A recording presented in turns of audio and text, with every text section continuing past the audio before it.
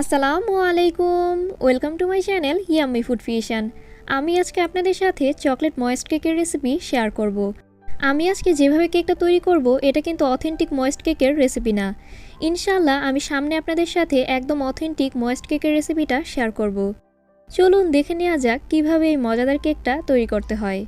প্রথমেই সব শুকনো উপকরণ একসাথে করে নেব, এই জন্য একটা ছাঁকনি নিয়েছি। এর মধ্যে দিয়ে দিচ্ছি হাফ কাপ ময়দা। আমি এখানে বাজারের খোলা ময়দাটা ব্যবহার করছি, আপনারা চাইলে প্যাকেটের যে কোনো ময়দাও ব্যবহার করতে পারেন। 1.5 টেবিল চামচ দিয়ে দিচ্ছি কোকো পাউডার। এখানে আসলে 2 টেবিল চামচ না, কিন্তু 1.5 টেবিল চামচ কোকো পাউডার নিয়েছি। আমি এখানে মালয়েশিয়ান কোকো পাউডারটা ব্যবহার করছি, আপনারা চাইলে আপনাদের পছন্দ মতো যে কোনো কোকো পাউডার ব্যবহার করতে পারেন। হাফ চা চামচ দিয়ে দিচ্ছি বেকিং পাউডার। অবশ্যই বেকিং পাউডার ব্যবহার করতে হবে, বেকিং সোডা না কিন্তু।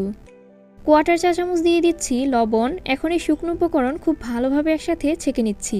কোকো পাউডার দিয়ে কেক তৈরি করলে শুকনো উপকরণের মিশ্রণটা 2বার ছেঁকে নেবেন, এতে করে কেকটা অনেক ভালো হয়। খুব ভালোভাবে ছেঁকে নেওয়া হয়ে গেছে, এই অবশিষ্ট অংশটা ফেলে দিতে হবে। এখন একটা হ্যান্ড উইক্সের সাহায্যে সবকিছু খুব ভালোভাবে একসাথে মিশিয়ে নিচ্ছি। মিশিয়ে নেওয়া হয়ে গেলে ঢাকনা দিয়ে ঢেকে এই মিশ্রণটা একটা সাইডে রেখে দিচ্ছি। এখন অন্য একটা বাটিতে রুমের স্বাভাবিক তাপমাত্রায় থাকা একটা ডিম নিয়ে নিচ্ছি। আমি কিন্তু আজকে ডিমটা থেকে কুসুম এবং সাদা অংশ আলাদা করছি না। 1/3 কাপ দিয়ে দিচ্ছি চিনি। আমরা রেগুলার যে চিনিটা খাই আমি এখানে সেই চিনিটাই ব্যবহার করছি। টিক বিটারের সাহায্যে প্রথমে ডিম আর চিনিটা খুব ভালোভাবে একসাথে মিশিয়ে নিচ্ছি, না হলে চিনিটা চারদিকে ছড়িয়ে পড়বে। প্রথমে লো স্পিডে বিট করে নিচ্ছি 2 মিনিট, এরপরে হাই স্পিডে বিট করে নেব 4 মিনিট। 6 মিনিটের মধ্যেই কিন্তু ডিমটা একদম পারফেক্টভাবে ফর্ম হয়ে যাবে। ডিমটা যখন এইরকম সাদা আর ক্রিমের মতো হয়ে যাবে তখন বুঝতে পারবেন বিট করে নেওয়া হয়ে গেছে। বিটারটাকে অফ করে দিচ্ছি। 2 টেবিল চামচ দিয়ে দিচ্ছি তেল। আমি এখানে রান্না করা সয়াবিন তেলটা ব্যবহার করছি। হাফ চা চামচ দিয়ে দিচ্ছি চকলেট এসেন্স। আপনারা চাইলে এখানে চকলেট পেস্টও ব্যবহার করতে পারেন। আমি যেহেতু এখানে কফি ব্যবহার করব, এজন্য আজকে চকলেট পেস্ট আর ব্যবহার করলাম না। এখন বিটারের সাহায্যে লো স্পিডে 20 সেকেন্ডের মতো বিট করে নিচ্ছি। শুধুমাত্র সব কিছু খুব ভালোভাবে একসাথে মিশে গেলেই হবে। এখন এর মধ্যে সব শুকনো উপকরণ দিয়ে দেব, এই জন্য একটা ছাঁকনি নিয়েছি। ছাঁকনির মধ্যে আমি একবারেই সম্পূর্ণ শুকনো উপকরণের মিশ্রণটা দিয়ে দিচ্ছি। খুব ভালোভাবে ছেঁকে নিচ্ছি। এই অবশিষ্ট অংশটা ফেলে দিতে হবে। এখন একটা স্প্যাচুলার সাহায্যে খুব ভালোভাবে সব কিছু একসাথে মিশিয়ে নিচ্ছি। মিশানোর এই পর্যায়ে আমি এখানে 1/4 কাপ একদম ফুটন্ত গরম দুধ নিয়েছি। এর মধ্যে দিয়ে দিচ্ছি হাফ চা চামচ কফি পাউডার। বাজারে 5 টাকা করে যে কফি পাউডারটা পাওয়া যায় আমি এখানে সেই কফি পাউডারটা ব্যবহার করছি। খুব ভালোভাবে মিশিয়ে এই গরম দুধটা কেকের ব্যাটারে দিয়ে দিচ্ছি। এখন এই সব কিছু খুব ভালোভাবে একসাথে মিশিয়ে নিচ্ছি। খুব ভালোভাবে মিশিয়ে নেওয়া হয়ে গেছে। আমি আপনাদেরকে একটু দেখিয়ে দিচ্ছি কেকের ব্যাটারটা ঠিক কীরকম হয়েছে। এই কেকের ব্যাটারটা একটু পাতলাই হয়। এখন এই কেকের ব্যাটার একটা কেক মোল্ডে নিয়ে নিচ্ছি। এখানে 6 ইঞ্চি সাইজের রাউন্ড শেপের একটা টিফিন বক্স নিয়েছি। বক্সটাতে তেল ব্রাশ করে বেকিং পেপার বিছিয়ে দিয়েছি। এখন এর মধ্যে কেকের সম্পূর্ণ ব্যাটারটা দিয়ে দিচ্ছি। হালকা ট্যাপ করে নিয়ে বেক করে নিচ্ছি। কেকের ব্যাটার তৈরি করে কখনোই দেরি করা যাবে না, কেকটাকে সাথে সাথেই বেক করে নিতে হবে। কেকটাকে আমি চুলাতে বেক করব, এই জন্য আপনাদেরকে চুলার আঁচটা একটু দেখিয়ে দিচ্ছি।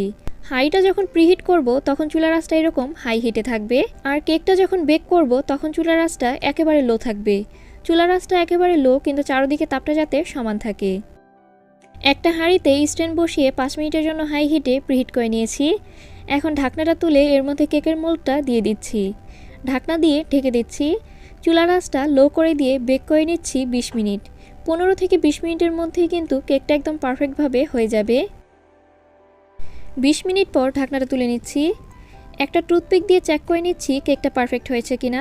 টুথপিকটা একদম ক্লিন এসেছে, তার মানে কেকটা পারফেক্টভাবেই হয়ে গেছে। ময়েস্ট কেক কিন্তু স্পঞ্জ কেকের মতো অত ফুলে না। কেকটা রুমের স্বাভাবিক তাপমাত্রায় ঠান্ডা করে বেকিং পেপারটা সরিয়ে মেপে আমি আপনাদেরকে দেখিয়ে দিচ্ছি কেকটা কতটুকু হয়েছে।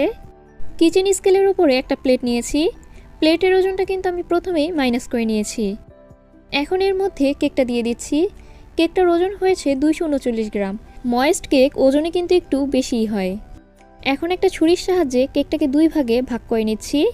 স্পঞ্জ কেক কিন্তু কখনই সুগার সিরাপ এবং বাটার ক্রিম বা হুইপড ক্রিম দিয়ে ডেকোরেশন ছাড়া কিন্তু খাওয়া যায় না। এই ময়েস্ট কেকটা কিন্তু এমনি এমনি খেতেও অনেক মজা। ডেকোরেশনের আগে এর নিচে কিছু কাগজ দিয়ে দিচ্ছি, এতে করে সার্ভিং প্লেটটা একদম ক্লিন থাকবে। 2 টেবিল চামচ চিনি আর 2 টেবিল চামচ পানি একসাথে মিশিয়ে আমি একটা সুগার সিরাপ তৈরি করে নিয়েছি। এখন কেকের উপরে সেই সুগার সিরাপটা দিয়ে দিচ্ছি। সুগার সিরাপ দিয়ে দেওয়া হয়ে গেলে এর উপরে দিয়ে দিচ্ছি চকলেট হুইপড ক্রিম। আজকের এই সম্পূর্ণ কেকটা ডেকোরেশন করার জন্য আমি 2/3 কাপ হুইপড ক্রিম ব্যবহার করছি। একটা লেয়ারে খুব ভালোভাবে ক্রিম দেওয়া হয়ে গেলে এর উপরে কেকের আরেকটা লেয়ার দিয়ে দিচ্ছি। এই লেয়ারটাতেও খুব ভালোভাবে সুগার সিরাপ দিয়ে দিচ্ছি। সুগার সিরাপ দিয়ে দেওয়া হয়ে গেলে এর ওপর এবং চারপাশ ক্রিম দিয়ে খুব ভালোভাবে কভার করে নিচ্ছি। ক্রিমটা খুব ভালোভাবে স্মুথ না করলেও চলবে, কারণ এই সম্পূর্ণ কেকটাই আমি নজেল দিয়ে ডেকোরেশন করে নেব। বড় সাইজের একটা স্টার নজেলের সাহায্যে আমি সম্পূর্ণ কেকটায় গোলাপ তৈরি করে নিচ্ছি। স্টার নজেলের সাহায্যে গোলাপ তৈরি করা কিন্তু খুবই সহজ। এই স্টার নজেল আপনারা ঢাকা নিউ মার্কেটে 20 টাকা করে পেয়ে যাবেন।